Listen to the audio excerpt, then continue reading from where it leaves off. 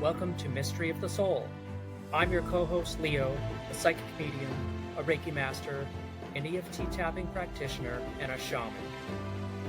I'm joined by my good friend Julia, a doctor of physical therapy, yoga instructor, and Reiki master.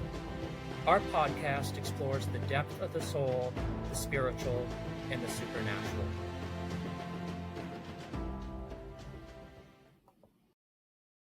Hi guys, welcome back to Mystery of the Soul. I'm Leo, and I have my co-host Julia here tonight.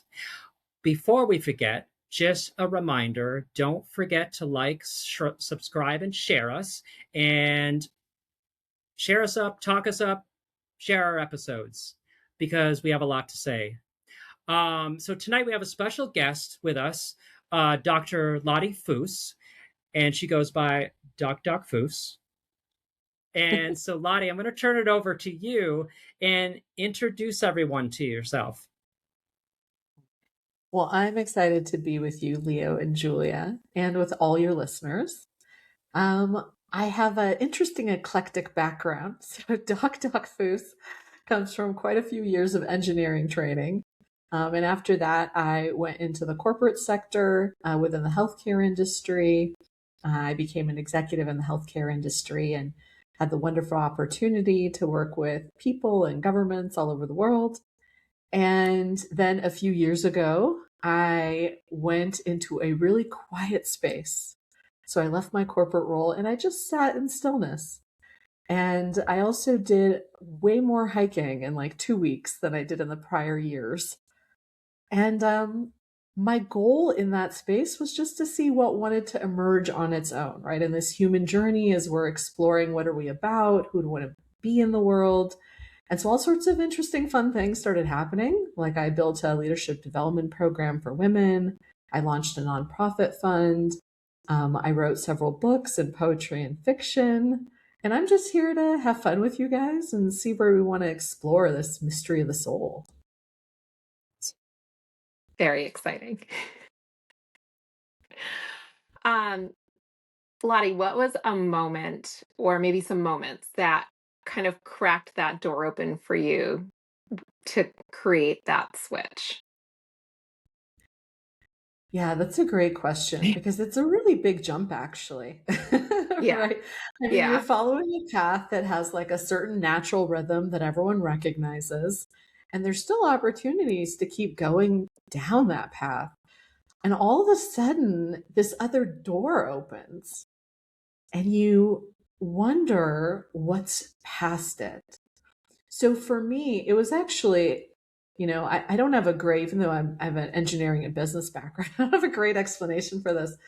It was just poetry started leaking out of my heart.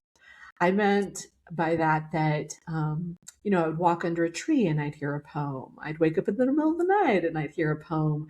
And I'd never done any creative writing other than what they make you do, right, in high school and whatnot.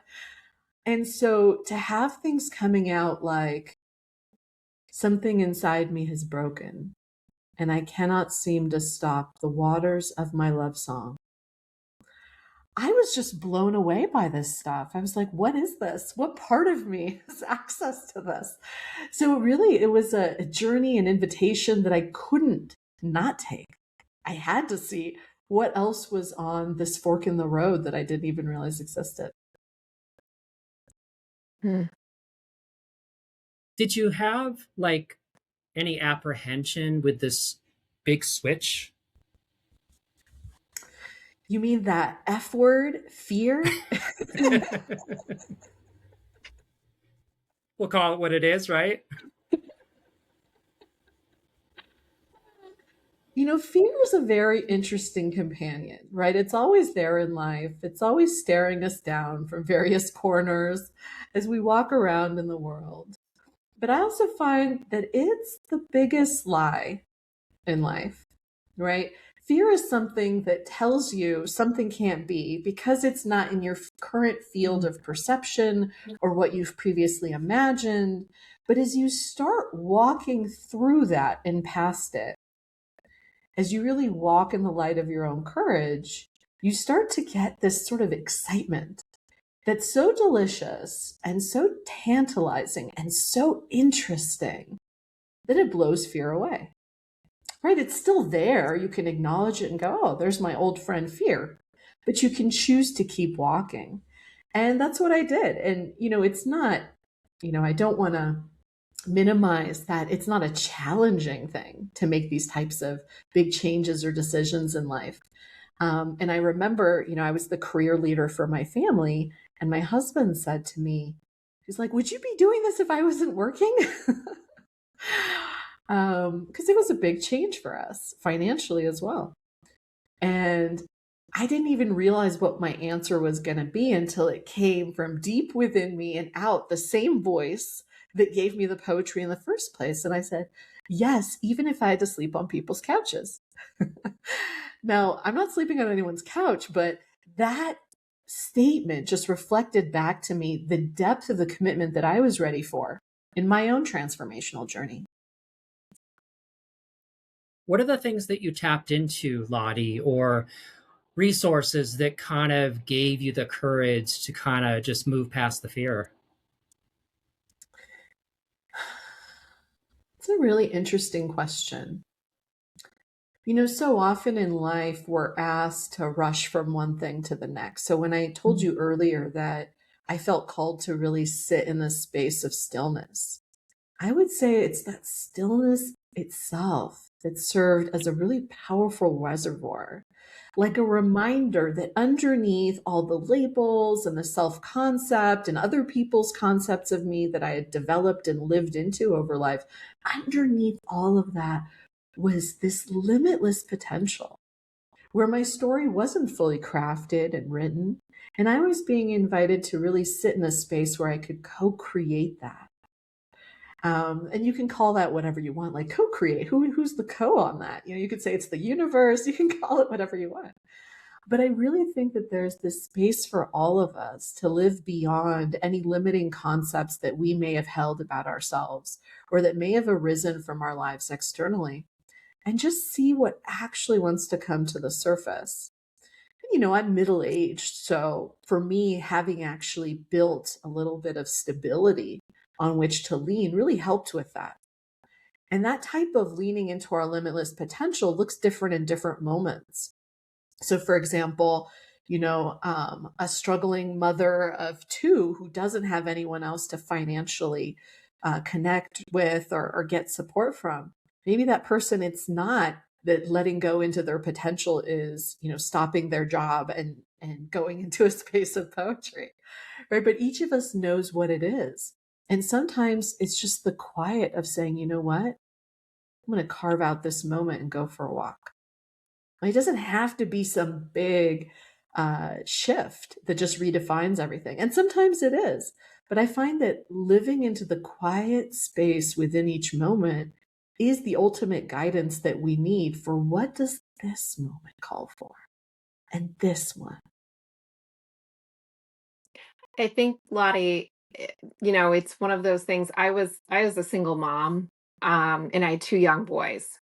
And before I met my wonderful husband, and we expanded our family, um, I remember going to a yoga class, and I really missed doing yoga. And I was like, I'm going to go. I'm going to go to class. And I went, and I took that little bit of time for myself. And when I was leaving the class, the owner of the studio, who's now a very good friend of mine, she said, "So when are you going to come back?" And I said, "It's really tough. I have to figure out, childcare, and I don't know." And she said, "I was a single mother as well, and you just have to make the time for yourself." And it was almost like that gave me permission to actually do that. Mm. And I sat with it, and I talked to my parents and family, and they were like, we'll help out. We'll watch the kids, go to yoga." And oh my gosh, we could talk about all the things that's changed for me over that period of time. So I think that sometimes it's also just, we look at all of the roadblocks rather than all of the ways that we can give ourselves permission to go into those creative spaces.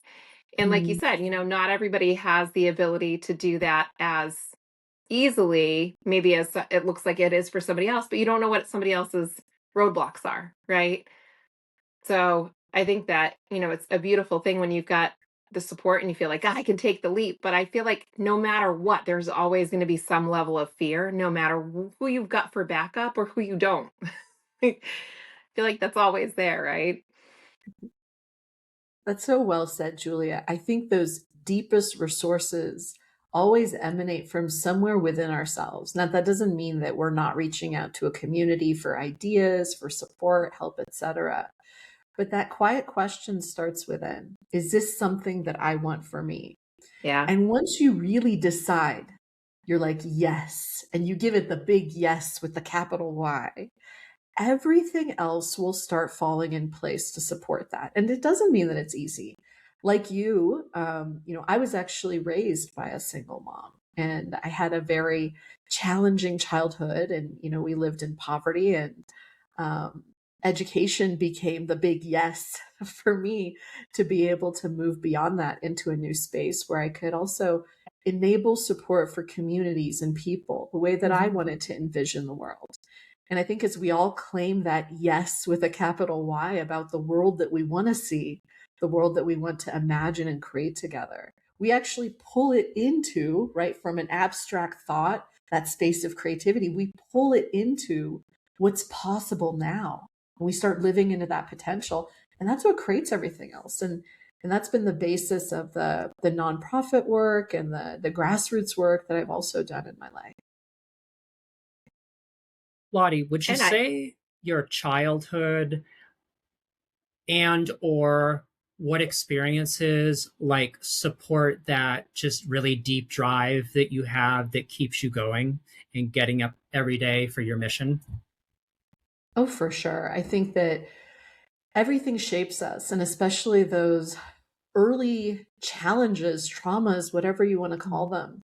Those are things that really start setting a tone for how we live into life. And for me, so my father was executed for human rights activities when I was very young. And my mother and I actually came to the US and received political asylum from the US government. And, when you kind of escape with the clothes on your back, you're really starting over. And so seeing both what my father stood for in his human rights activities, and seeing what my mother stood for in her spirit of resilience, and then taking that with me everywhere so that when things weren't working, it was like, okay, so that didn't work. What now? And the more pain and challenge and tribulation you go through, it's almost like you turn it, you get like rubber knees. So you fall down, but you bounce back up. You're like, yep, I've been through hard stuff before, and I'm going to get to the next place that I need to go. Lottie, Sense.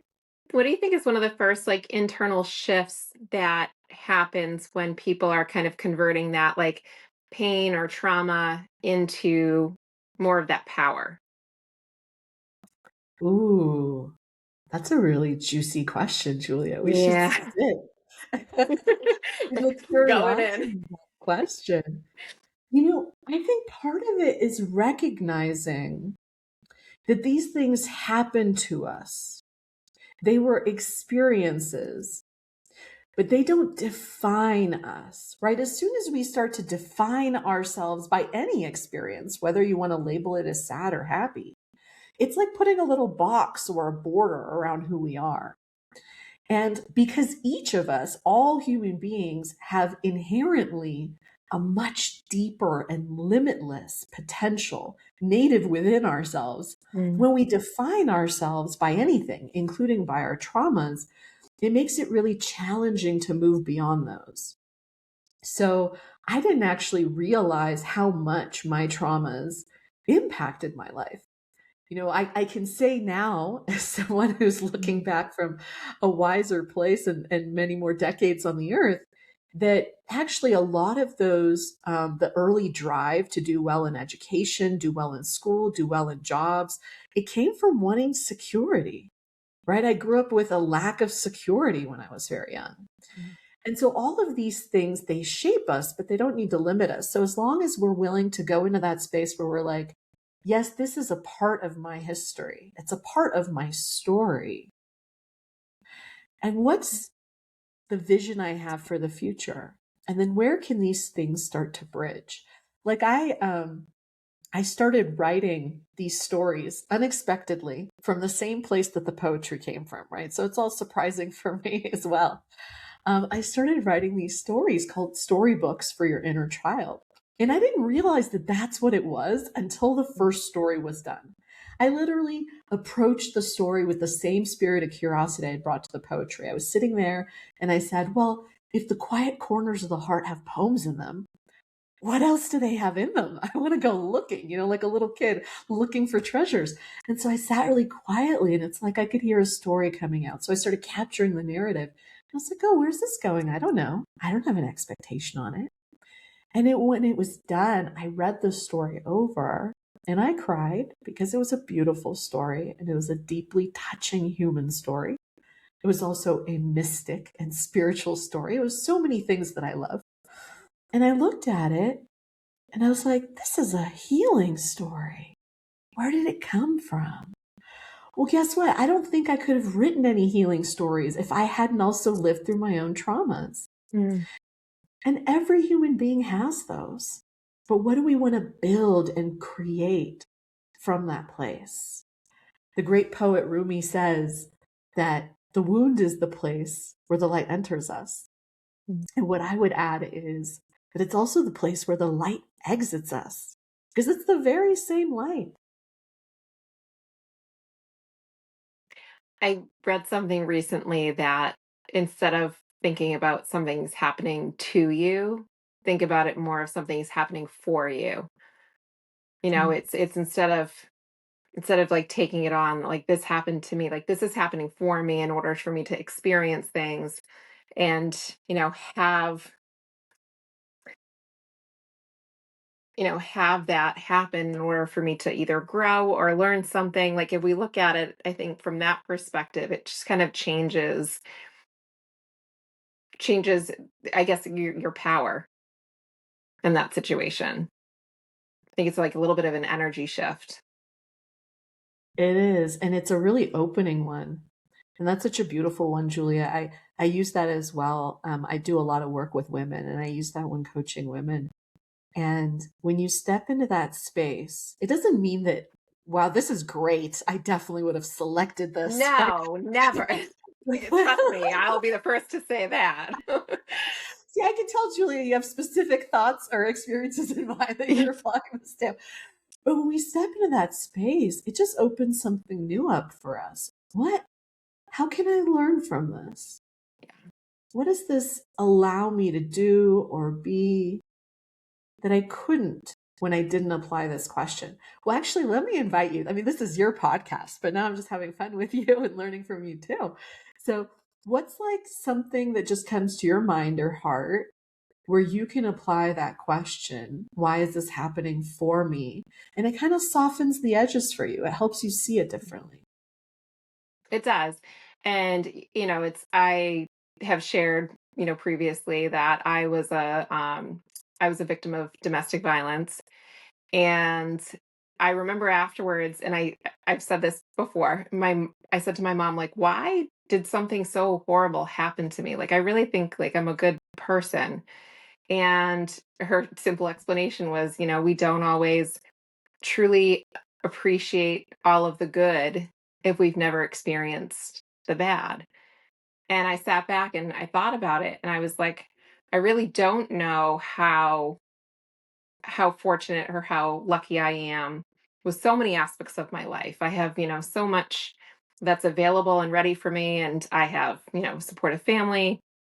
And so it almost kind of gave me a slightly different perspective of things. And I remember taking that and thinking, I can turn this into something. Like I can make this into something. And I did. I've talked to many people who have needed help in bad situations and given them a little bit of like my perspective and my story and knowing that there can be a positive outcome on the other side. And it did turn it into something positive. And I think stories can work on both an energy level, but also on a nervous system level with helping with healing.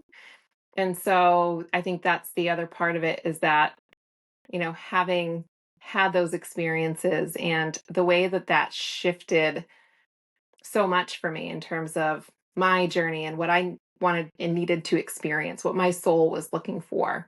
Um, that I think that that was kind of a lot of what I got out of it. Mm. And that's really beautiful because you were able to find some light in a space that felt very dark.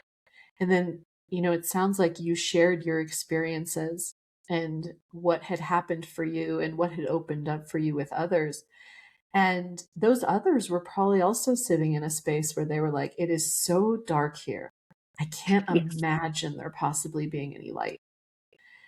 And that's one of the beautiful things we do for each other as human beings. When we pass through darkness, when we pass through challenges, when we can share those, and when we can share the experiences that brought us out the other side, the Mhm. perspectives, the shifts that happened for us, it helps everyone realize, well, wait a minute, there's light here somewhere. Maybe I've just got to find the switch. I'm not going Yeah. to go up and sit in the dark. I'm going to feel around till I find that switch too, because Julia found it, or Leo found it, or Loddie found it. Yeah. And That's I mean, okay. I think that that's why I love so much. And I see your Soul Riders book in the background. And I do think that there's part of that that it's, I had I had a lot of like of that innocence and like that inner child and that part of like I just want to see so much good in the world, you know? I was always like that. I wanted to see so much good in the world and I was always expecting like there were going to be great things and wonderful things and people all were just going to be have good intentions. And you get older and you grow up and you're like maybe not everybody thinks or feels that way. Like okay. Um but I think that it's how the spirit can go through the soul, the spirit can go through the process of learning and maturing, and I know that that's something that I would like to hear you talk more about. Your Soul Riders book and a little bit more about what you feel like that work on the inner Mm. child can do for our spirit. Well, one of the things that I loved as the stories started coming forth, right? So I feel like I captured the stories more than I wrote them. Um, is that they were simply that they were stories. Human beings have been using stories for healing and transformation and personal growth for thousands of years. It's one of the most Yes. ancient art forms, right? Is storytelling, even before we had written words. People would sit around like fires and just talk and tell these stories. And what I love about that journey being in the form of stories is, if you sit and you talk to someone about their trauma, often it triggers the mind, right? And the intellect can be a very powerful tool, but when it's at the forefront, it's often accompanied with all of the self concept that we often call the ego, right? So the egoic state that we think we need to have in place in order to protect ourselves. So this was the fear with the capital F we were talking about earlier. It's the most favorite tool of the ego is to say that we need to be afraid and therefore shape our experiences, our actions, and what we do based on that fear. But when you go to a place where you're just sharing a story with someone, there's something about that process of reading a character going through an experience that has magical elements, that has some very real and painful elements. There's something about accompanying them that speaks to a deeper part of us. It allows it to sort of get past those egoic defenses. Because wait a minute, this wasn't about me, right? It wasn't. I'm just reading a story. But as one of the readers reviewers for the book said, is there's something about these stories that are deeply personal and yet universal.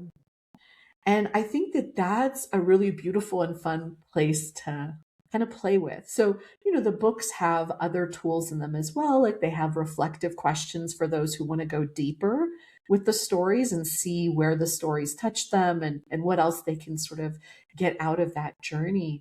But it really starts with a simple story and it calls to that inner child within each of us who's lived and walked through some challenges And it's still sitting within us, wanting to be recognized and seen for those things. And literally, I call it storybooks for the inner child because, when we were kids, you'd read picture books and they have these beautiful illustrations as well as the words. That's exactly how these books are written. They're written as picture books, but for the inner child of adults. So I think that being able to use all of these tools that we've talked about, right? The power of community, reflective learning from one another, stories that help heal the heart, all of these things are tools on our soul journey, our growth into our highest potential. We found a book one day and it was like about sea glass, and we picked it up and it's like, oh, like looked at the cover, and my daughter was insistent that we would get it. And we brought it home and I opened it up and I was like, there are no words. I was like, and she's like, what does the story say? And I was like,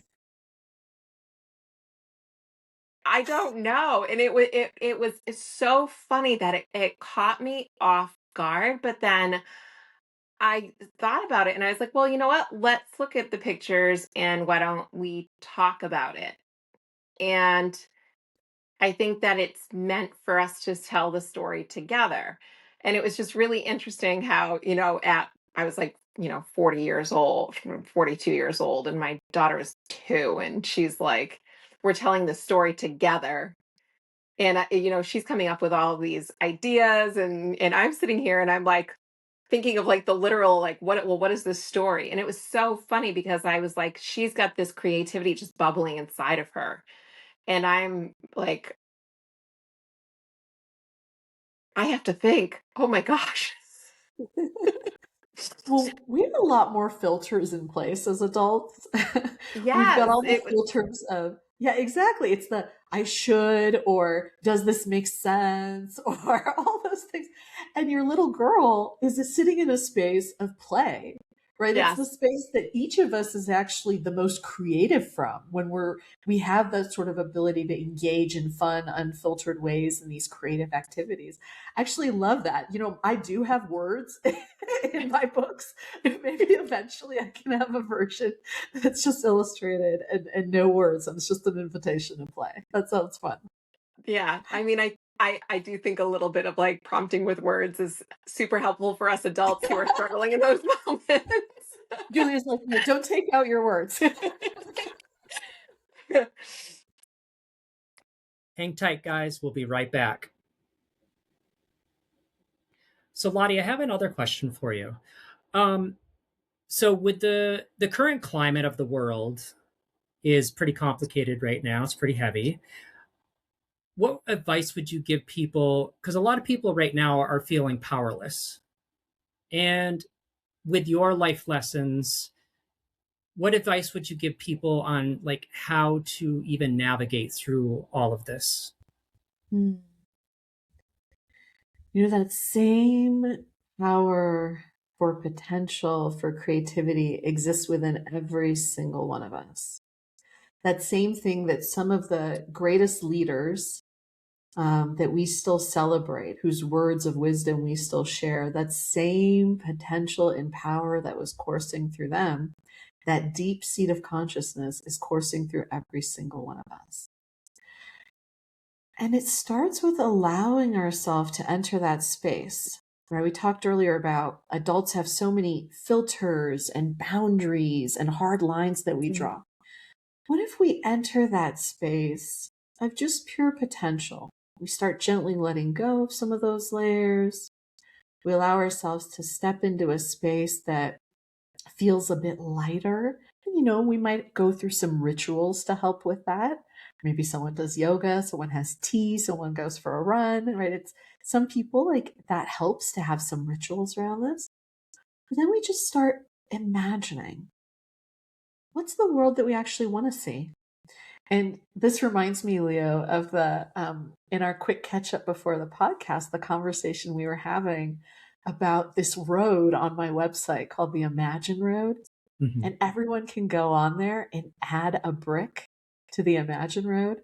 And every brick just starts with, imagine a world Where? And then the person plays with what their answer is, what emanates, what bubbles up from their heart.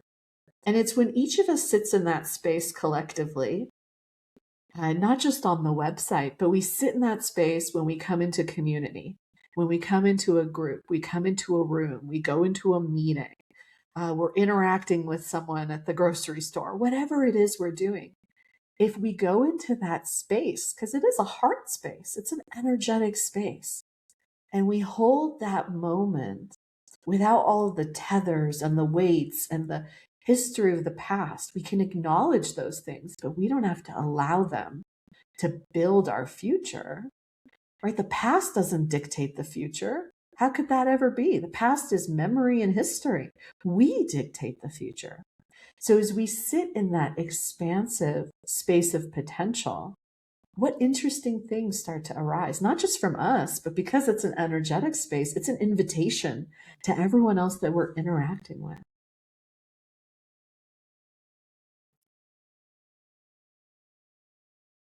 How did you come up with the concept of the Imagine Road?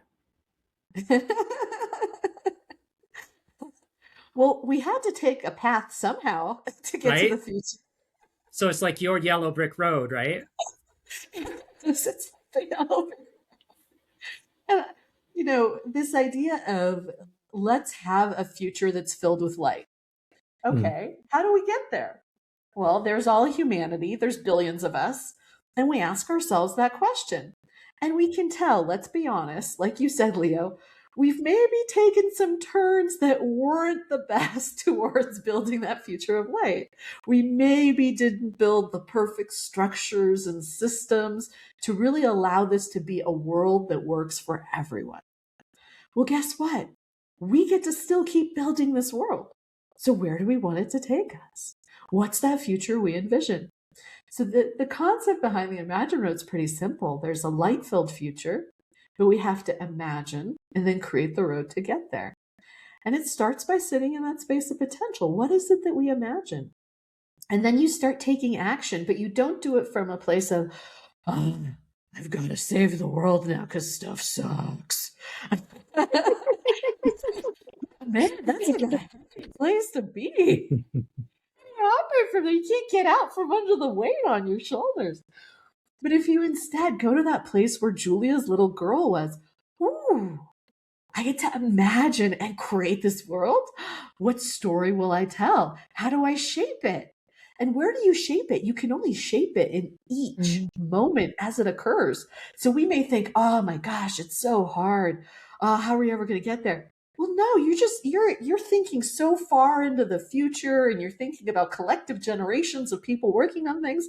You don't need to think about all of that. You can imagine the future in a big context, but you can only act on it moment to moment. So here's this moment now. What's it inviting you to do? So I'll give you an example of putting this into action. So I founded a nonprofit fund. It's a 501c3 called the Imagine Fund. You can see there's a tie between a lot of these things. And, the Imagine Fund just says, hey, let's imagine and create that world together. So I back the fund, which means that when someone donates into the nonprofit, I match those dollars. So if someone donates $100, I make it $200. And then we partner with nonprofits that are trying to make a world that works for everyone. Like right now, we have a $40,000 match that's meant to benefit the Global Hunger Project, which is an amazing global nonprofit working all over the world to help transform human life. And so it's us, whoever us is, right? It's whoever comes and works with the fund in that moment, who supports the fund with their energy. And in each of those moments, it's us saying, oh, well, let's imagine and build it together.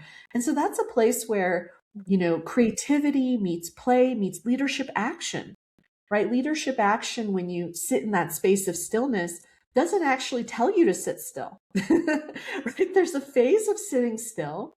But at some point, you got to get off the mountain where you've been meditating and you just see where your energy meets the world.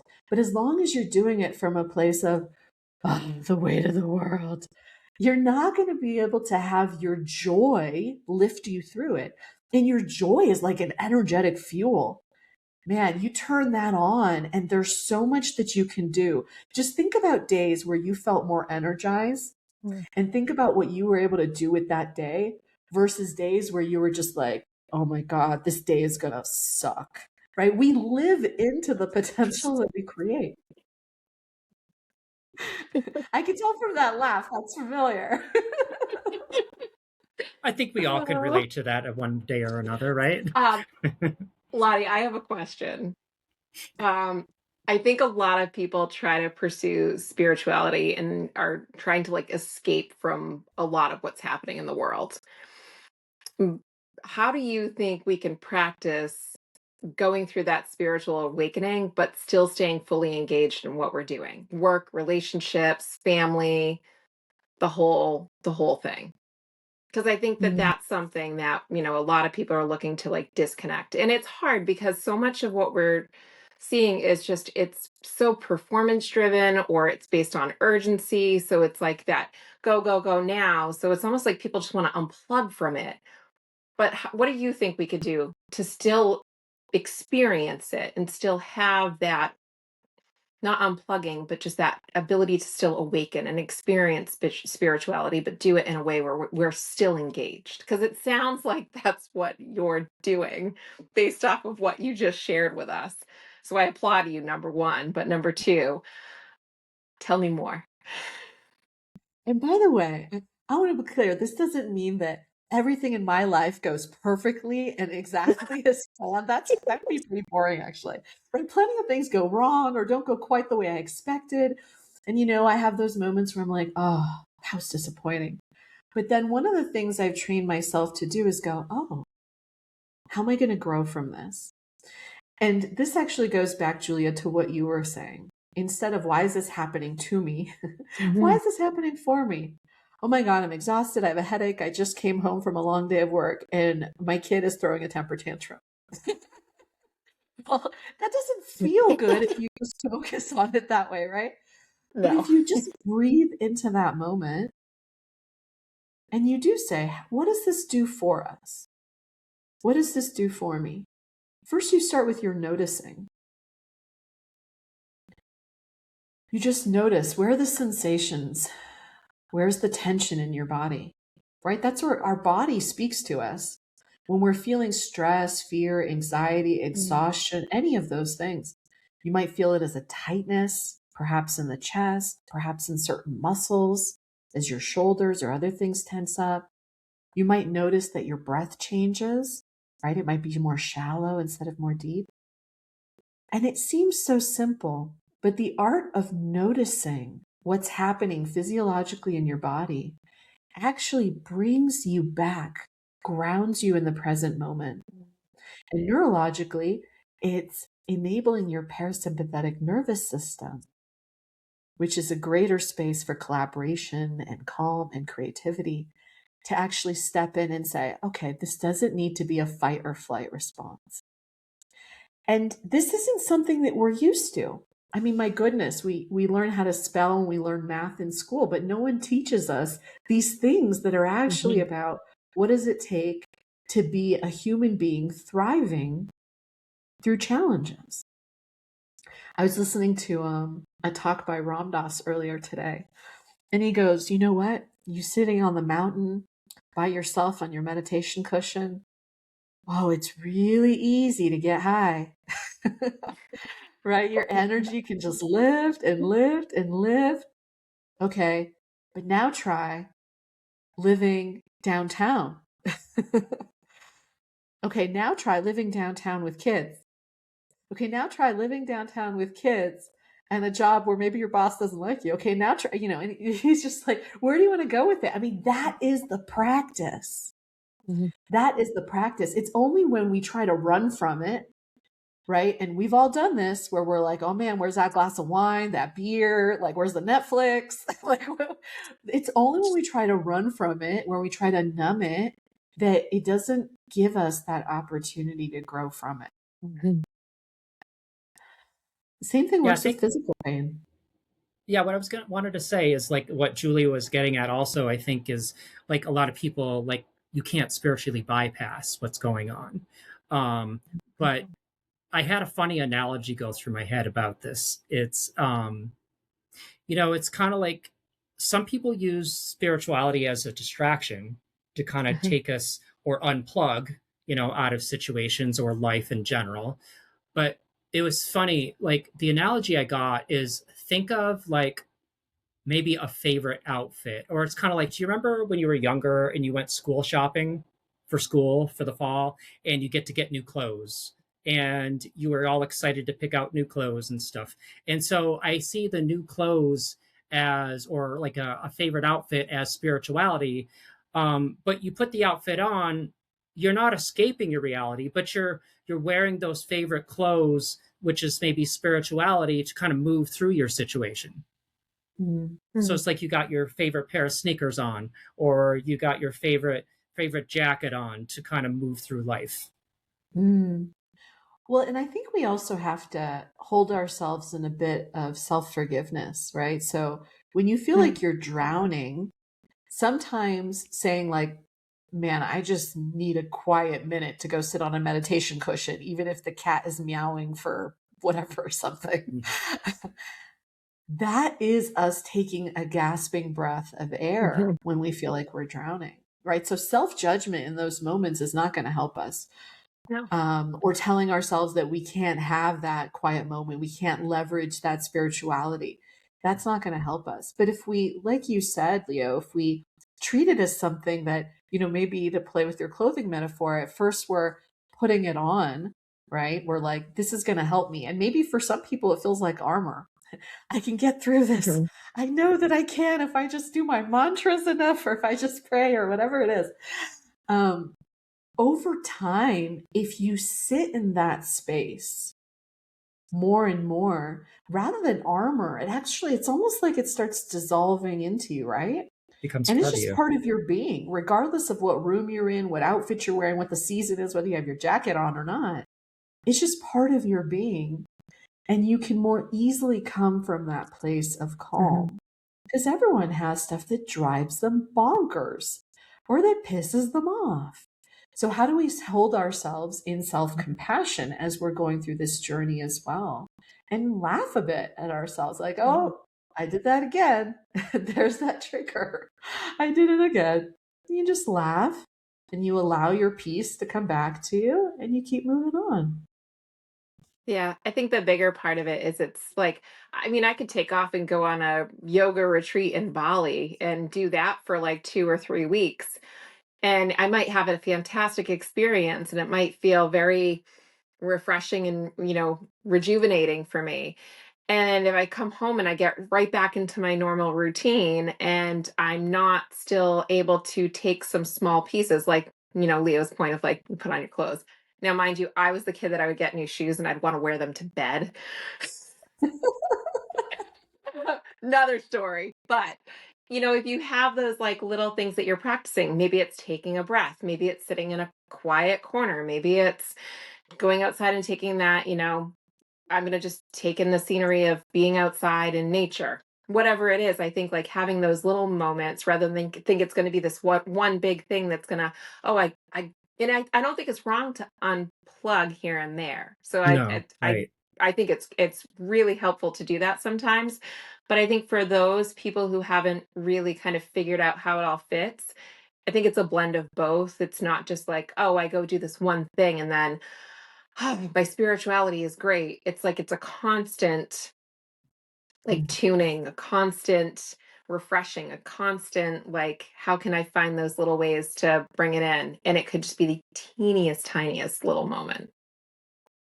Oh, Julia, there's so much wisdom in that. And one of the things that I, talk to women about when I'm working with leaders is building in those keystone habits when we're in a place of calm, because then they become really powerful tethers to remind us and take us back to that space in our energy.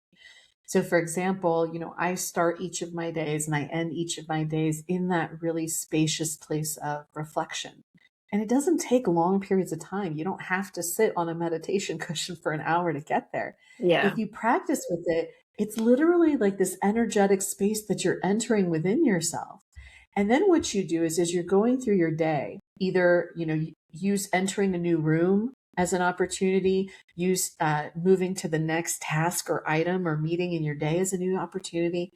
Take that one simple breath where you're really noticing, like we did earlier, and use that to pull you back into remembering that energetic space.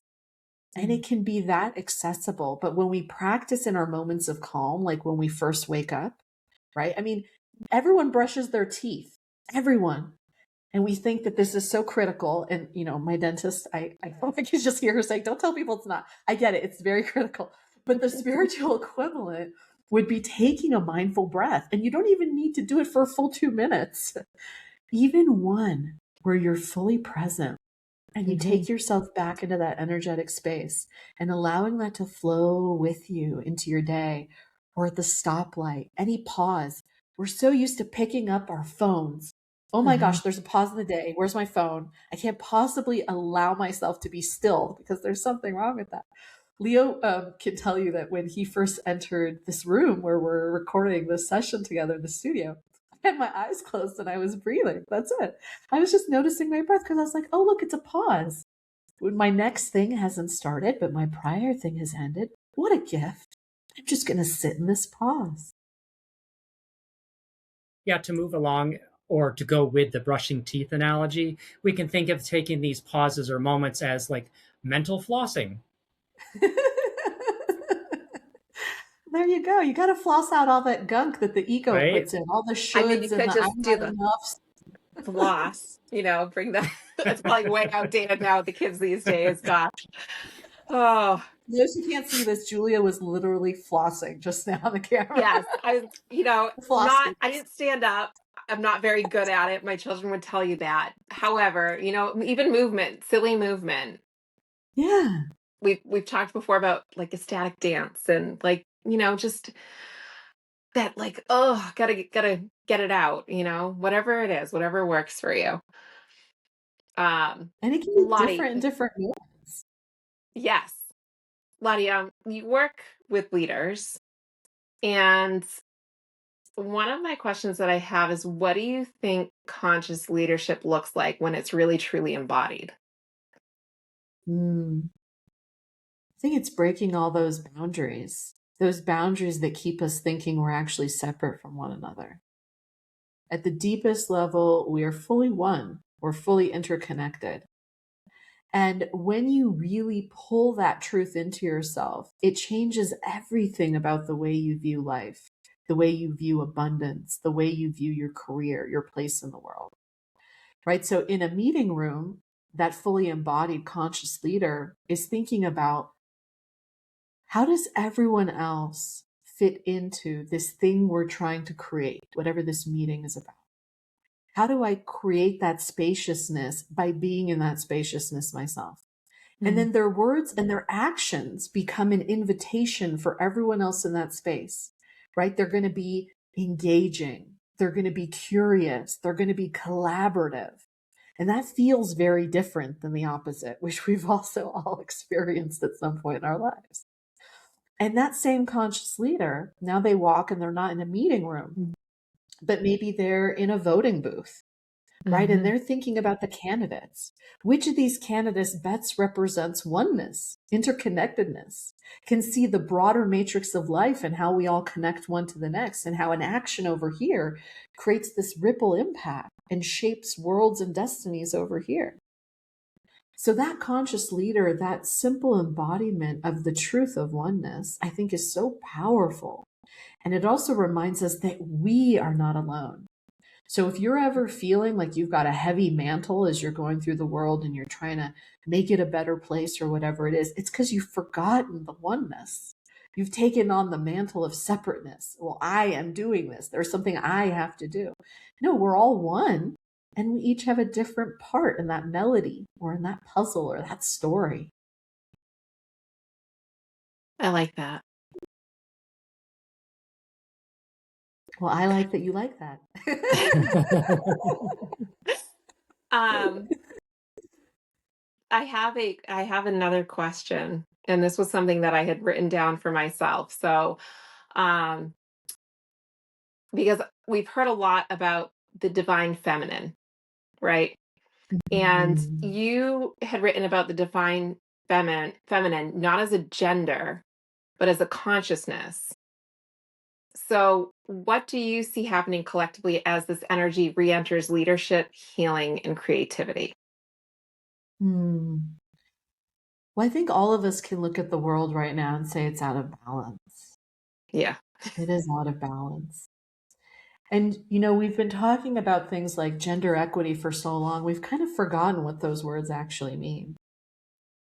And if you think about energies and balance in the world, there are spaces where we want to sit still, and there's spaces where we want to be in motion. There's spaces where we want to receive, and there's spaces where we want to give. And a world out of balance looks like a world that doesn't leverage all of these energies. And even for us as individuals, and Julia, I'll speak for a moment as a woman, or yourself as a woman, you know, being in a space where we can hold both masculine and feminine energy and play in what's needed in that moment is also incredibly important. Where is it important to go into that room and listen? Where is it important to go into that room and boldly state? And, I smiled when you first started talking about the divine feminine, because I told you for me, the stories like were occurring, right? And I was capturing Yeah. them as they were occurring. Um, I noticed something really interesting happening with the stories. Um, the story would come right in the form of words, and then all of a sudden there would be a space of stillness, like a pregnant pause that I would say the equivalent would be a blank page. And then another story would start coming out.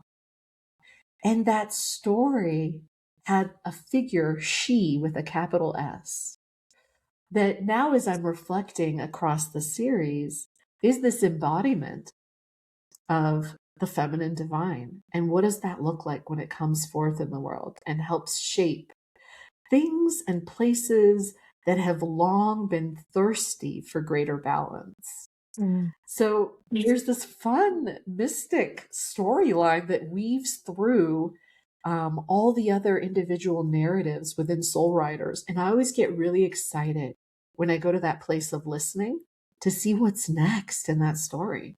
How's that going to unfold? And how can each of us live into that potential? Not just women, but men too, right? For Yeah. men also, how do you hold all the different energies within you? When can you be someone who's pushing forward? When do you pull back? How do you show up in creativity and collaboration? Mm. Loddie, we talked about, taking those pauses, which are important for, getting through each day. How do you recognize when you have those moments when you need to take those pauses? Like what happens with Mm. you and your consciousness? Like what's going through your head that tells you, "Oh, Loddie, okay, I need to take a minute." Well, in short, I feel like crap. So it's a place where, there's something about it. Like I describe it sometimes as like a contracted state. Hmm. Like I feel smaller than I actually am. And that can look different ways, right? It can look like impatience. It can look like fear. It can look like anger. Any of these things feel smaller somehow than my true native energy, my actual state of being. And so when I notice that, first I just go into the place of, oh, interesting. There it is. By the way, I'm still feeling the thing at the same time, right? But it's about bringing my consciousness. So part of my consciousness is on the situation, listening to words, speaking words, whatever it is. And part of my consciousness is the observer. Oh, interesting. What is the state of energy that I'm acting from? Ah, I'm noticing things, right? And that simple act of doing that actually brings us back into the present moment and what we were talking about earlier with regulating our nervous system. And as we practice this, especially in situations that are It's easy to be happy and high, right? Like Ram Dass said, when everything's going well. But if you practice this with the little aggravations, then the big aggravations, when they come through, you already remember how to access that place within yourself. And it's no different, right? We may think, well, oh, but that's a huge mountain. Well, no, not to your highest self, not to your deepest seat of wisdom. All of those mountains can become molehills. It's all perspective. There's not a scale to the problems then that we're trying to solve. But, and I can't remember, unfortunately, which famous person said this, but maybe one of you two does. A problem can't be solved at the same level of consciousness that created it. Mm. So as we step back into our deeper consciousness, we see the problem differently. It suddenly has a very different color and shape to it. It's like zooming way out. And so you can start to see the boundaries of it, and you can start to be differently in that situation. And all of a sudden, other people start noticing it too. So if that tension you were feeling was related to another person and you're in the middle of a dialogue, they're going to notice your energy shift and they're going to notice your behavioral shift. Loddie, so what do you want your legacy to look like? I'm living it. If legacy is something that you leave behind, well, then I'm not interested in that type of past. But to be able to live into my joy in each moment, even when it's hard, to be able to live into my authentic self and to listen for the notes of the melody that are mine in this beautiful fabric of life.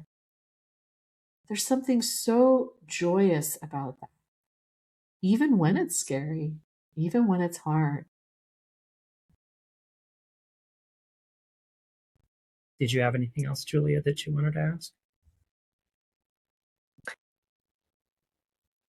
Loddie, if our listeners could take just one thing that would help them to reconnect to their soul's voice, what would you offer them? Sit in stillness. And by stillness, I don't even mean you have to be quiet. I mean that quiet space within you. And sometimes that quiet space will ask you to dance and sing.